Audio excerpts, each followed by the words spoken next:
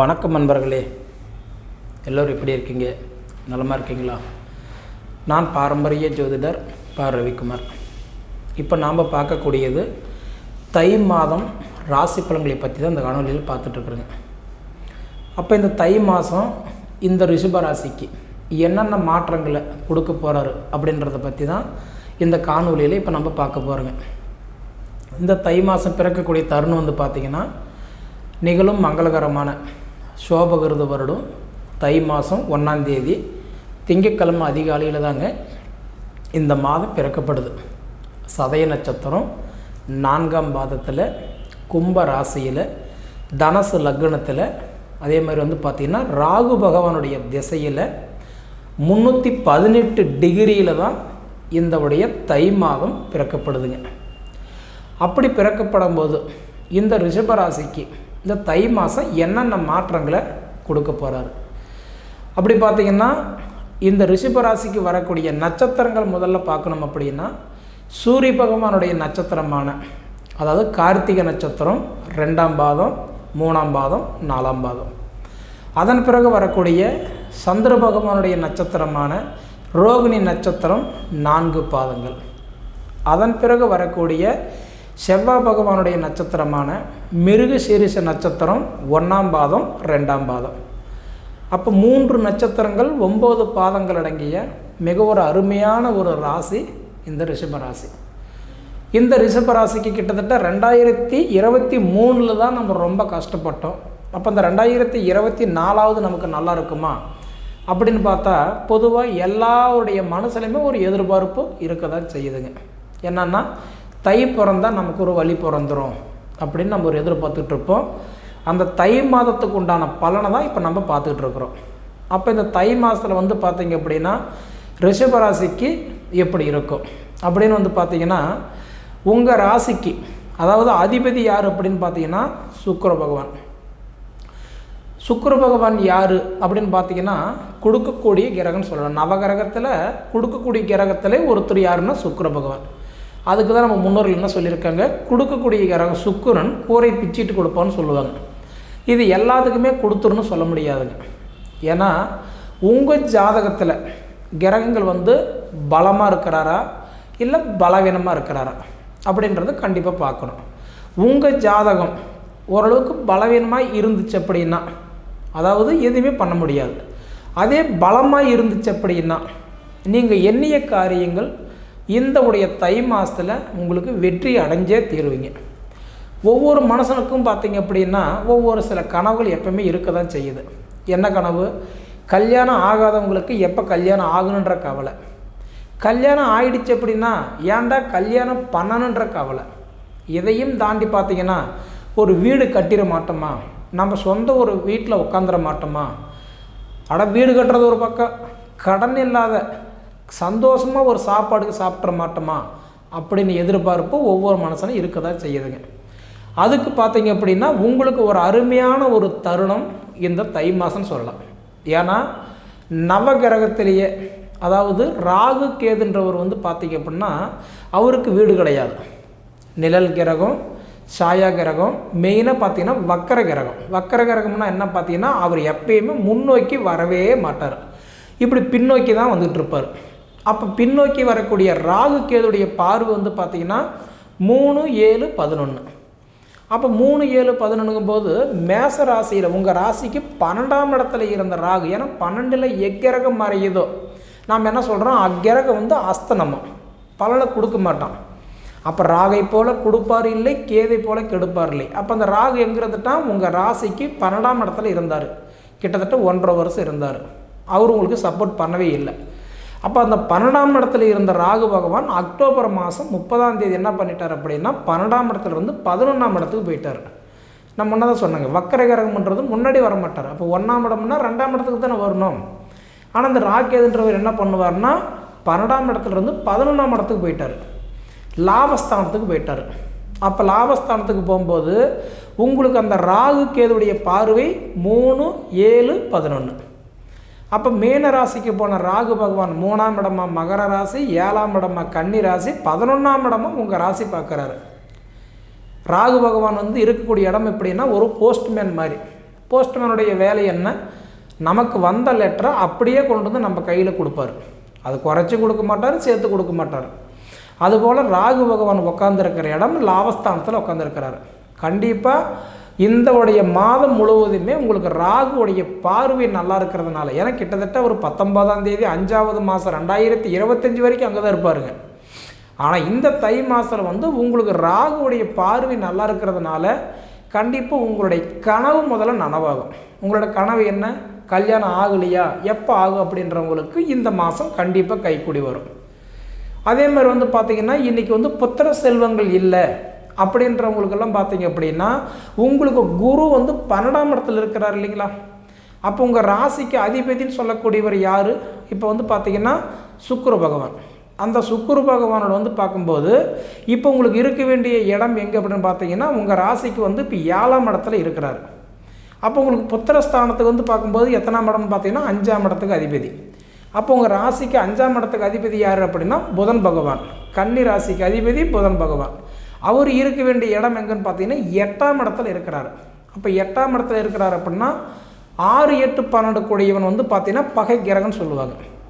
அப்போ உங்களுக்கு 8ஆம் இடத்துல போய் புதன் உங்கள் புத்திரஸ்தானத்துக்கு அதிபதி அவர் போய் 8ஆம் இடத்துல உட்காரும்போது என்ன இருக்கும்னா பொது பலனில் புத்திர பாக்கியத்துக்கு இந்த மாதம் கொஞ்சம் சுமாராக தாங்க இருக்கும். ரொம்ப நல்லா இருக்குன்னுலாம் சொல்ல முடியாது. அதே உங்கள் சுய ஜாதகத்தில் நல்லா இருந்துட்டார் அப்படின்னா கண்டிப்பாக உங்களுக்கு நல்லாயிருக்கும். ஏன்னா இந்த மாதத்தில் வந்து பார்த்தீங்கன்னா பொது பலனில் புத்திர பாக்கியம் சின்ன சின்ன தடையோடு தான் இந்த மாதத்தில் இருப்பாருங்க. அதுபோல் திருமணஸ்தானம் நம்ம முன்னே சொன்ன மாதிரி உங்கள் ராசிக்கு வந்து 7ஆம் இடத்துக்கு வந்து அதிபதி இல்லைங்களா. அப்போ வந்து சுக்கிர பகவான் உங்கள் ராசிக்கு அதிபதி இப்போ 7ஆம் இடத்துல இருக்கிறார் அப்படின்னா கண்டிப்பாக, ஏன்னா உங்கள் ராசிக்கு அதிபதியும் சுக்கிரன், அவர் இருக்க வேண்டிய இடத்துலையும் பார்த்தீங்கன்னா இன்றைக்கி 7ஆம் இடத்துல தான் இருக்கிறார். அப்போ உங்களுக்கு திருமணஸ்தானம் நல்லாயிருக்கும் இந்த மாதத்தில். இந்த மாதத்துலலாம் பார்த்தீங்கன்னா ரிஷபராசிக்காரங்களுக்கெல்லாம் இதுக்கு முன்னாடி, ஏன்னா கல்யாணம் எப்படா ஆகும், நம்ம பார்க்குற எல்லாமே தள்ளி தள்ளி போயிட்டுருக்குது, நமக்கு ஆகுமா முதல்ல ஆகாதுன்ற கேள்வியெல்லாம் நம்ம மனசில் வந்துருச்சுங்க. அப்படி இருக்கிறவங்களுக்கு இந்த ஒரு தை மாதம் ரொம்ப நாளாக தாமதமானவங்களுக்கெல்லாம் கூட இந்த தை மாதத்தில் உங்களுக்கு கண்டிப்பாக ஒரு தாம்பலத்தட்டை மாற்றிடுவீங்க, இல்லை கண்டிப்பாக பேசி முடிச்சிருவீங்க. அதுக்கு உண்டான வாய்ப்பு உங்களுக்கு இருக்குதுங்க.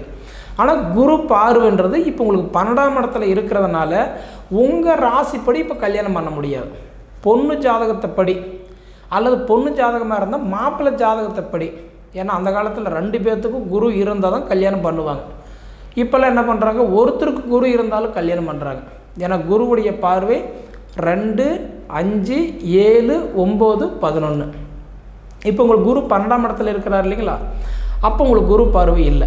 அப்போ 12ஆம் இடத்துலேருந்து 1ஆம் இடத்துக்கு எப்போ வராரு, மே மாதம் 2ஆம் தேதி குரு பெயர்ச்சாகிறார். அப்போ ஆகும்போது குரு வந்து எங்கே வராரு, உங்கள் ராசிக்கு வந்து உட்காராரு. இப்போ அதில் ஒரு வருஷம், இப்போ இதில் வந்து ஒரு 4 மாதம், கிட்டத்தட்ட ஒன்று 1 வருஷம் 4 மாதத்துக்கு உங்கள் ராசிக்கு குரு பார்வை இல்லை.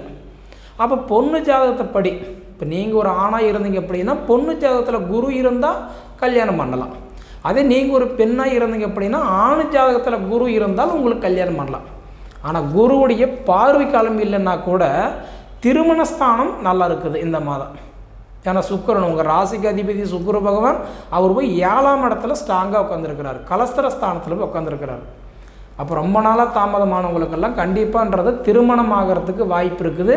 ஆனால் குரு பார்வைன்றது உங்கள் ராசிக்கு இந்த மாதம் இல்லை. அப்படி இருக்கும்போது இன்றைக்கி உங்கள் காலகட்டத்தின் அடிப்படையில் வந்து பார்த்தீங்க அப்படின்னா அப்போ உங்களுக்கு புத்திர பாக்கியத்தில் கொஞ்சம் தடையாக இருந்தாலும் திருமணஸ்தானம் நல்லாயிருக்கு.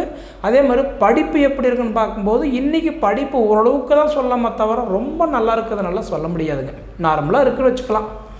அப்போ இதையும் தாண்டி எப்படின்னா இன்றைக்கி தொழில் எப்படி இருக்கும் அப்படின்னு பார்த்தீங்கன்னா உங்கள் ராசிக்கு அதிபதி இப்போ உங்களுக்கு 7ஆம் இடத்துல இருந்தாலும் அப்போ இந்த மாதத்தில் வந்து பார்க்கும்போது உங்களுக்கு ராகுடைய பார்வைகள் நல்லா இருக்குன்னு சொன்னதுனால தொழில் நல்லாயிருக்கும். எடுத்த தொழில் கண்டிப்பாக வெற்றி அடையும். ஏன்னா இதுக்கு முன்னாடி அவசரப்பட்டுட்டோமோ, ஏன் இந்த தொழில் ஆரம்பித்தோமோ, ஏன் இந்த வேலையில் சேர்ந்தோமோ, இல்லை வேலைக்கு சேர்ந்து ஒரே குழப்பமாக இருக்குது, ஒரே பிரச்சனையாகவே இருக்குது அப்படின்னு எதிர்பார்த்தவங்களுக்கெல்லாம் இந்த தை மாதம் கண்டிப்பாக ஒரு மாற்றத்தை கொடுத்துருவாருங்க.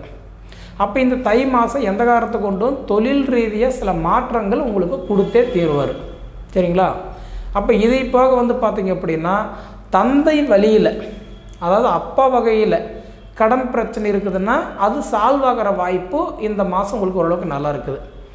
வெளிநாடு பிரயாணம் போகிறதுக்கு ரிஷபராசிக்கு நல்ல மாற்றம் இருக்குது, போகிறதுக்கெல்லாம் நிறைய வாய்ப்பு இருக்குது. ஏன்னா ராகுவுடைய பார்வை உங்களுக்கு சூப்பராக இருக்குதுங்க. அப்போ குரு வந்து இப்போ உங்களுக்கு 12ஆம் இடத்துல மறைஞ்சிருக்கிறதுனால பூர்வீகத்தில் போய் உட்காரக்கூடிய வாய்ப்போ அல்லது பூர்வீக கேஸு, பஞ்சாயத்து, சொத்து பிரச்சனை அதெல்லாம் கொஞ்சம் தாமதமாகும், டிலே ஆகிட்டு தான் இருக்குங்க. கேஸு பிரச்சனை இருந்தாலும் சொத்து பிரச்சனை இருந்தால் கொஞ்சம் கண்டிப்பாக டிலே ஆகும். அப்போ இதையும் தாண்டி இப்போ வந்து பார்த்திங்கன்னா இந்த மாதம் உங்களுக்கு வந்து பார்த்திங்கன்னா மண் அமைக்கக்கூடிய வாய்ப்பு இருக்குதுன்னா மண் வாங்கக்கூடிய வாய்ப்பு பிரகாசமாக இருக்குது. வீடு கட்டக்கூடிய யோகம் நல்லா இருக்குது. வீடு ஆல்ட்ரேஷன் பண்ணுறதுக்கு உண்டான அருமையான ஒரு மாதம் இந்த தை மாதம். கண்டிப்பாக பண்ணுன்னு நினைக்கிறவங்களுக்கெல்லாம் கண்டிப்பாக ஆரம்பிச்சிருவீங்க. கையில் ₹1 இருக்காதுங்க, ஆனால் கடன் உடனப்பட்டாவது இந்த மாதத்தில் உங்களுக்கு அந்த காரியம் ஆரம்பிச்சிருவீங்க.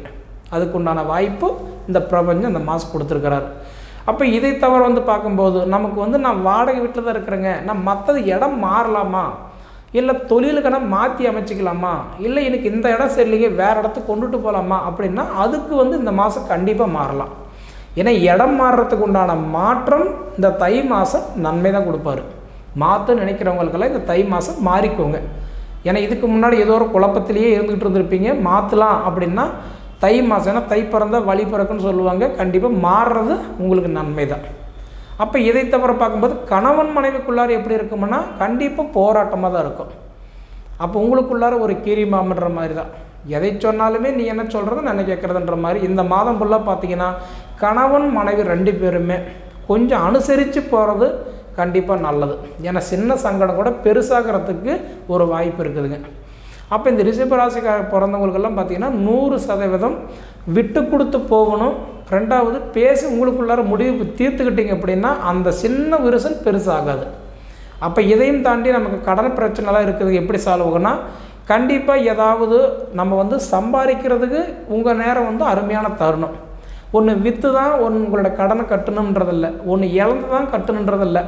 இப்போ உங்களுக்கு அருமையான ஒரு மாற்றத்தோடு பிறந்திருக்கிறதுனால ஏதோ ஒரு ரூபத்தில் உங்களுக்கு கண்டிப்பாக பணம் புரள்றதுக்குள்ளான வாய்ப்பு இருக்குது. உங்கள் கடனுக்கு ஒரு டைம் வாங்கிட்டு அந்த உடைய குழப்பத்திலிருந்து வெளியில் வரத்துக்கு உண்டான ஒரு வாய்ப்பு இந்த ரிஷபராசிக்காரங்களுக்கு இருக்குதுங்க. அப்போ இதையும் தாண்டி ஒரு வீட்டுக்கு தேவையான ஆடம்பர பொருட்கள் வாங்கிறதுக்கு உண்டான ஒரு அருமையான ஒரு ராசி யாருக்குன்னா இந்த ரிஷபராசிக்கு தான். நம்ம வீட்டுக்கு தேவையான ஒரு ஏசி, வாஷிங் மிஷின், ஃப்ரிட்ஜு, இன்றைக்கி இந்த மாதிரியெல்லாம் பார்த்திங்கன்னா ஒரு ஆடம்பர பொருட்கள், காரு, வண்டி இதெல்லாம் வாங்குறதுக்கெல்லாம் இந்த ஒரு மாதம் உங்களுக்கு நல்லா இருக்குதுங்க. கண்டிப்பாக வாங்குவீங்க. அதை தாண்டி வந்து பார்த்துட்டிங்க அப்படின்னா பட்ட கஷ்டமெல்லாம் போய் நான் நிம்மதி இருக்கிறதுக்கு வாய்ப்பு இருக்குதுன்னா ரிஷபராசிக்காரங்களுக்கு அருமையான ஒரு மாற்றத்தை கொடுத்துக்கிட்டு இருக்கிறாரு. ஆனால் இப்போ உங்களுக்கு கொஞ்சம் கொஞ்சமாக நல்ல நேரம் உங்களுக்கு பக்கத்தில் வந்துக்கிட்டு இருக்குது. காரணம் என்ன அப்படின்னா பொதுவாக நவகிரகத்தில் ராஜான்னு சொல்லக்கூடியவர் யாருன்னா குரு பகவான் தான். அந்த குரு பகவான் வந்து இப்போ உங்கள் ராசிக்கு ஒரு 12ஆம் இடத்துல இருந்து இப்போ 1ஆம் இடத்துக்கு கொஞ்சமாக வந்துகிட்டு இருக்கிறாரு. ஏன்னா 1ஆம் இடம்ன்றது ஜென்மஸ்தானம். ஜென்மத்தில் ஒரு கிரகம் வந்து உங்களுக்கு வந்து உட்கார்ற கிரகம் எந்த கிரகம் இருக்குது இல்லையா, அப்படி பார்த்தா குரு பகவான் உங்கள் ராசியில் வந்து உட்கார போகிறார். எப்போன்னு கேட்டிங்கன்னா ஏப்ரல் மாதம் முடிஞ்சு மே மாதம் 2ஆம் தேதி. அப்போ அந்த மே மாதம் 2ஆம் தேதி உங்கள் ராசியில் வராரு. அப்போ கொஞ்சமாக இப்போ உங்கள் பக்கத்தில் வர பார்த்தீங்கன்னா உங்களுக்கு ஓரளவுக்கு ஒரு பலமோடவே வரும். அதாவது எப்படின்னா நீங்கள் தனிச்சிருந்தீங்க, உங்கள் கூட ஒருத்தர் வந்து சேர்றாரு, கொஞ்சம் பலம். அப்போ 2 பேர் வந்து சேர்றாங்க, இன்னும் கொஞ்சம் பலம். இது போல் உங்களுக்கு பக்கத்தில் வர பார்த்தீங்க அப்படின்னா ஏப்ரல் மாதம் 2ஆம் தேதி முழுமையாக உங்கள் ராசியில் வந்து உட்காந்துருவார். அப்போ உங்களுக்கு வந்து பார்த்திங்கன்னா நிறைய சப்போர்ட் கொடுத்துருவார், நிறைய மாற்றத்தை கொடுத்துருவார். சரிங்களா? இருந்தாலும் இந்த ரிஷபராசிக்காரங்களுக்கு இப்போ ஒரு அருமையான மாதமாக இந்த தை மாதம் கொடுத்துருக்குதுங்க. பயம் வேண்டாம். கண்டிப்பாக உங்களுடைய தைரியம்தான் உங்களை தூக்கி விடும். சரிங்களா? அதனால் உங்களோட குழப்பமெல்லாம் தீரப்போகுது. தை மாதம் உங்களுக்கு நல்ல மாற்றமாக கொடுக்க போகுதுங்க. சரி நேயர்களே, இதுக்கு முன்னாடி நம்மளுடைய இன்றைக்கி ஃபீனிக்ஸ் ஆன்மீக சேனலை சப்ஸ்கிரைப் பண்ணாதவங்க சப்ஸ்கிரைப் பண்ணிக்கோங்க.